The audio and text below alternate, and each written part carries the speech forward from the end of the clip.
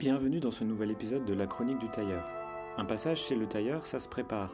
Julien vous en parle cette semaine et partage ses conseils et anecdotes sur le sujet. Un petit guide pour une commande réussie dès le premier rendez-vous. Il n'aura échappé à personne, personne s'intéressant de près ou de loin au débat sartorial, il n'aura échappé à personne que le vêtement est un signifiant majeur. C'est-à-dire que ce que l'on porte exprime des choses sur ce que l'on est et sur ce que l'on aime.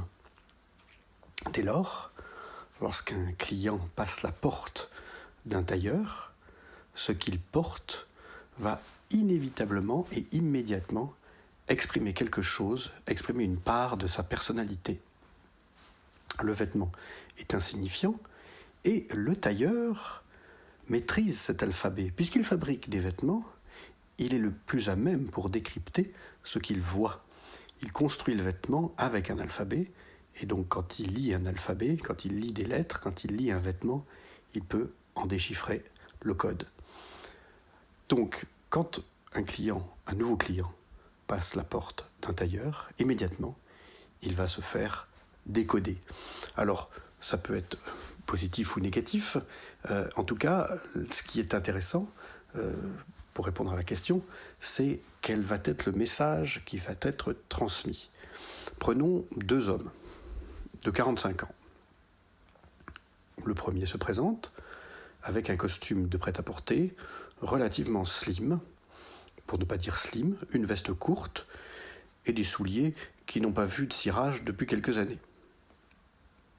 Un autre homme de 45 ans se présente avec de très beaux souliers, glacés, peut-être des Church, et au cours de quelques mots échangés rapidement, ce client évoque sa tristesse car il n'arrive plus à trouver ses chemises Brooks Brothers. Deux hommes strictement identiques viennent de dresser par leurs vêtements deux portraits robots de personnalités très différentes. Le tailleur, du coup, va se positionner. C'est en cela que cette question est intéressante parce que la première idée, la première vision du client va induire une réponse psychologique et le tailleur va orienter son travail. Parce que quand il va voir le premier homme habillé en slim fit, il est probable que cet homme va vouloir à peu près la même chose. Ce serait assez rare et assez complexe de comprendre que cet homme habillé comme ça va demander tout l'inverse. Non, le geste du tailleur va être orienté par cette vision de ce premier costume. Et le deuxième client va également orienter le tailleur vers une ligne beaucoup plus classique, beaucoup plus conventionnelle. Donc, c'est très important la façon dont on s'habille lorsque l'on vient chez le tailleur, puisque cela va donner une idée. Mettons que la personne ne soit pas habillée en costume, ça peut arriver. Mettons que ce soit un jeune homme qui s'habille de manière beaucoup plus ordinaire. Prenons deux jeunes hommes du même âge. L'un est habillé avec un chignon assez slim, un peu usé, un t-shirt pas du jour, pas très épais, pas un très beau t-shirt, et une paire de sneakers complètement déglingués. Le deuxième jeune arrive avec un chino, marque Carhartt par exemple, très large, coupe droite, une paire de mocassins à semelle épaisse, Doc Martens par exemple, ou d'autres marques qui s'est assez à la mode, et un t-shirt un peu plus épais, du genre qu'on peut trouver chez Uniqlo. On a là deux portraits robots. Le premier jeune, visiblement, ne s'intéresse pas tellement aux vêtements, parce que ce qu'il porte est pas en très bon état, ne présente pas très bien. Le deuxième, visiblement, a fait un effort. Il y a une recherche stylistique. Mocassins à semelle épaisse, pantalon à coupe droite très large et très à la mode, t-shirt un peu épais. Là encore, il y a beaucoup de signification derrière. Ça paraît très anodin, parce que les deux portraits robots que je viens de dresser de ces deux jeunes, on peut les voir dans la rue, dans le métro, et on n'en tirerait pas beaucoup de conclusions. Mais lorsque ces deux jeunes passent la porte du tailleur, immédiatement, je vais en tirer une conclusion. Le premier ne me dit pas grand-chose, à part qu'il n'aime pas tellement le vêtement, donc il va falloir probablement plus parler plus converser. Probablement qu'on va faire quelque chose d'assez sobre au niveau du costume, coupe un petit peu moderne, relativement slim, veste pas trop longue, peut-être, mais cela va déboucher plus facilement après conversation. Et le deuxième jeune, qui porte plus large, lui, c'est assez certain que probablement très vite dans la conversation on va évoquer « mais vous voudriez une coupe un peu ample, un peu moderne, un peu contemporaine plutôt ?» et probablement que la réponse sera oui. Mais en tout cas, on verra quelque chose qui nous donnera des idées. Et ça, c'est très important. Comment aider son tailleur ? Eh bien, en lui montrant la voie. Il faut se mettre dans de bonnes conditions. Alors évidemment, la conversation va étayer aussi le propos. Il n'y a pas que ce qu'on voit qui compte. Heureusement d'ailleurs. J'ai tendance à préférer, pour ma part, en tant que tailleur, faire toujours la prise de mesure après avoir fait parler le client sur son projet.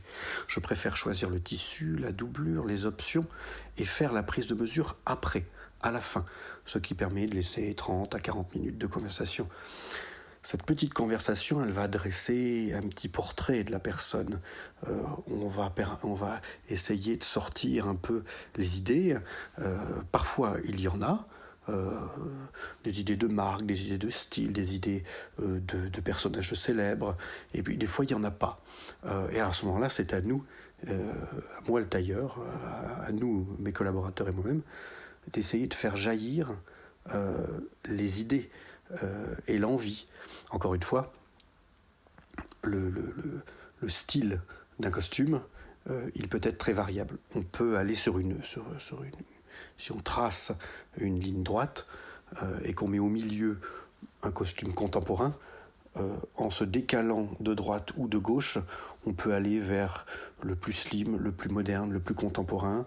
En allant sur l'autre ligne, on peut aller vers le plus large, le plus classique, le plus à l'ancienne.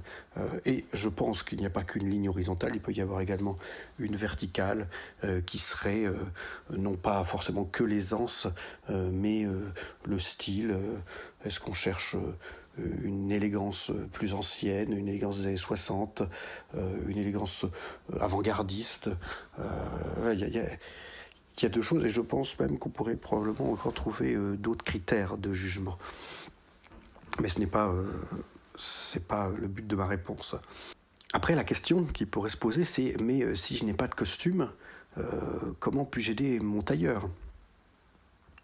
Et c'est un peu la même question que la poule et de l'œuf qui est arrivée en premier. Il est évident que si on n'a pas de costume, on va chez son tailleur pour le faire faire, et il va falloir faire émerger ce costume. Et comment trouver la juste réponse ? Il va falloir s'appuyer sur le tailleur, le client va devoir s'appuyer sur le tailleur, et il est évident que le premier costume va être une ébauche, un essai, concluant, plus ou moins. J'ai tendance à espérer qu'on va être au moins dans les 90% de réussite, mais que ça va être avec d'autres costumes, d'autres vêtements, que le goût va s'affirmer, que le goût va s'affiner, et que les demandes suivantes au tailleur vont être plus proches de l'envie. On peut faire une analogie avec une bouteille de Bordeaux. Il est très difficile d'avoir le palais pour une bouteille de Bordeaux qui aurait 40 ans. C'est un vin particulier et ça demande d'avoir bu beaucoup d'autres vins pour l'apprécier. Avant de boire une bouteille à 2000 €, il est bon de commencer à apprécier des bouteilles à 200 €, et avant de goûter des bouteilles à 200 €, il est pas mal d'en avoir goûté des bouteilles à 50 puis 20 €. Et donc il y a une évolution forcément qui doit être faite. Avant d'apprécier une paire de souliers John Lobb ou Edward Green à 1200 €, il est bon d'avoir vu les qualités et les défauts d'une paire de souliers en cuir à 300, 400, 600 €. Voilà, comme ça permet évidemment d'apprécier et d'affiner son goût. Donc, lorsqu'on n'en a pas de costume et qu'on va chez le tailleur pour la première fois, eh bien, si l'on reste dans les clous de quelque chose de classique, si l'on n'a pas des désirs qui sont très compliqués, ou si on n'a pas des désirs qui sont mal exprimés, parce que comme on n'a pas forcément le goût formé, on n'a pas forcément les mots pour exprimer ce que l'on veut, si l'on reste sur une bonne base et que l'on laisse faire le tailleur, ce premier costume sera le point de départ d'autres costumes. Et il ne faut pas envisager le regret qu'il va y avoir derrière. Il ne faut pas se dire « Oh bah finalement, le costume que j'ai, je ne l'aime pas. » Non, il faudra se dire « Le costume que j'ai, c'était la réponse à un moment T à une demande.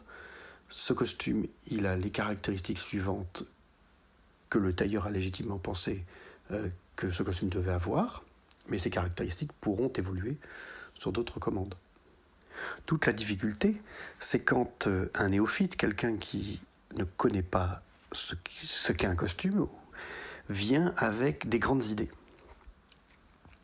Ça, je pense que c'est pas forcément la meilleure des choses à faire. Lorsque l'on fait un premier costume, il faut se laisser guider par son tailleur. On n'est pas un spécialiste, donc on vient mettre pas son destin, mais ses envies dans les mains d'un spécialiste. Il y a certains clients qui, pas forcément au premier costume, mais partent dans beaucoup de sens et qui sont difficiles à suivre et qui veulent presque prendre la main et les épingles du tailleur. Et ça n'est jamais non plus la très bonne solution parce qu'en fait, ça perd le professionnel. Le professionnel travaille mieux éventuellement quand il est non pas sur des rails tout tracés, mais dans une certaine sérénité de la démarche. Et vouloir en demander trop dans tous les sens, c'est pas forcément l'idéal. Il y a une question de confiance. Si on vient chez un professionnel, c'est pour placer ses envies dans des mains de confiance. Ensuite, il faut, pour le client, être relativement logique et avoir les idées claires. Ce qui n'est pas toujours facile, j'en ai conscience. Il est arrivé par le passé que nous nous trompions. Nous, quand je parle de nous, c'est l'équipe à la boutique. Typiquement, il y a quelques années, un jeune homme vient faire un costume de mariage, il parle de pantalon taille haute, il évoque ce terme, il l'avait probablement lu sur Internet, et donc il réclame un pantalon taille haute. Il arrive à l'essayage et on lui fait essayer son pantalon taille haute, puis le gilet, puis la veste. Mais sur le pantalon, il avait un problème, il ne montait pas le pantalon. Il sortait de la cabine et il disait « ça flotte en dessous ». On lui montait le pantalon en disant « mais non, ce pantalon, il faut le monter, regardez, un peu plus sur le ventre ». Il regardait, il évoquait cela, et puis ça ne lui plaisait pas tellement. Donc le pantalon redescendait un peu, il se regardait de nouveau. Et finalement, on a très vite compris que non, ce pantalon, ça ne lui allait pas. Il l'a exprimé verbalement. On avait beau lui dire, vous nous avez demandé un pantalon taille haute, ça, c'est un pantalon taille haute, oui, qui monte sur les reins. Eh bien non, ça n'a pas marché, ça ne lui a pas plu, d'autant plus que, pour le coup, il ne comprenait pas tout à fait ce qu'il voulait, puisqu'il voulait en même temps que le pantalon soit super slim au niveau de la cuisse. Or, un taille haute slim, ça ne marche pas. Ça fait une sorte de collant qui est totalement inconfortable en laine. Donc, on a dû lui refaire, en fait, tout simplement le pantalon. Après moult palabres, parce qu'en fait, il avait demandé un pantalon dont il ne maîtrisait pas du tout le code. Donc, c'était vraiment aussi l'argument, c'est un argument légitime qui renforce ce que je disais avant. Lorsqu'on est un petit peu néophyte, il faut ne pas trop sortir des sentiers battus. Il faut faire son goût tout doucement. Récemment, un client nous a fait faire un costume et à l'essayage, il trouvait la veste un peu trop serrée.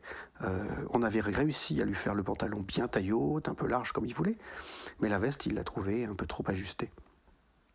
Et du coup, après moult conversations également, moult palabres, on a fini par comprendre que, en fait, il voulait vraiment une veste droite et il voulait une veste presque trop ample, un peu dans le style des vestes des années 40. Et à ce moment-là, après un arrangement financier, nous avons acté de refaire la veste, puisque il avait une idée certaine, qu'il avait mal exprimée. Pour le coup, ce client charmant n'est pas très bavard, et du coup, on n'avait pas compris ce qu'il voulait. Donc certes, le client doit remettre un peu ses idées dans les mains du tailleur, et il doit y avoir une confiance légitime, mais il faut aussi arriver à exprimer les choses, surtout lorsque l'on a des idées assez arrêtées. Chez le tailleur, en ce qui me concerne, il n'y a pas de style particulier. Je ne suis pas Chiffonelli, donc je n'ai pas un style très marqué. Je ne suis pas Kanz de Lucas, je n'ai pas un style très marqué. Je ne suis pas Anderson et Shepard, je n'ai pas un style très marqué. Tous ces tailleurs grande mesure, ce sont des faiseurs d'un style très particulier à chaque fois.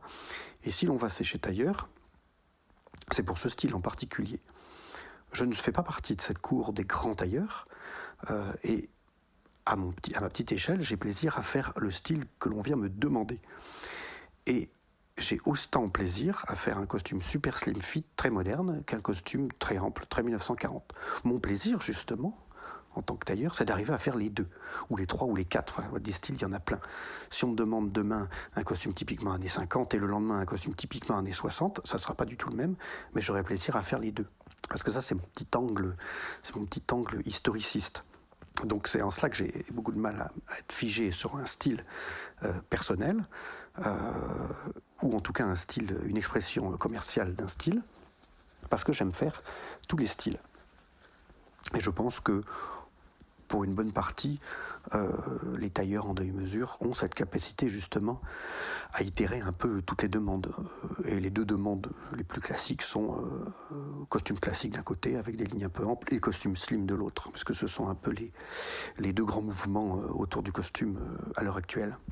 Et donc, mon plaisir, c'est de réaliser ce que souhaite le client. Et cela, ça demande justement une conversation et une relation commerciale qui est basée sur l'entente mutuelle, mais aussi sur une bonne vision, une vision claire du projet. Et cette vision claire du projet, elle va bien évidemment naître de la vision initiale de comment est habillé le client. Et comme me disait mon collaborateur Pierre-Antoine récemment, le client doit mettre toutes les chances de son côté. Récemment, il réagissait parce que nous avions un client qui venait faire un essayage, à qui nous avions demandé, comme à tous les autres, de venir avec une chemise, de venir avec des chaussures. On est obligé de demander ça, parce que sinon, parfois, c'est vraiment pas croyable. Et donc, ce client qui venait pour essayer son costume de mariage n'avait pas pris les chaussures. Bon, ça, on peut en prêter. Mais il n'avait pas pris la chemise. Et il le dit ostensiblement, « Ah, mais j'ai pas pris la chemise, prêtez-en moi une. » Donc, il est évident qu'on lui a prêté une chemise, mais que peut-on penser, en fait ?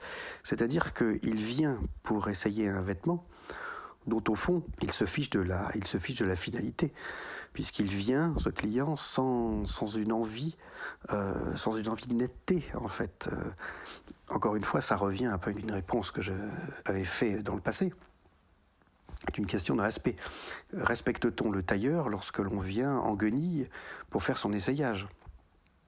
Non, on respecte son tailleur quand on essaye de faire au mieux pour l'aider. Et en fait, avoir une chemise et des bonnes chaussures, c'est le b.a.-ba.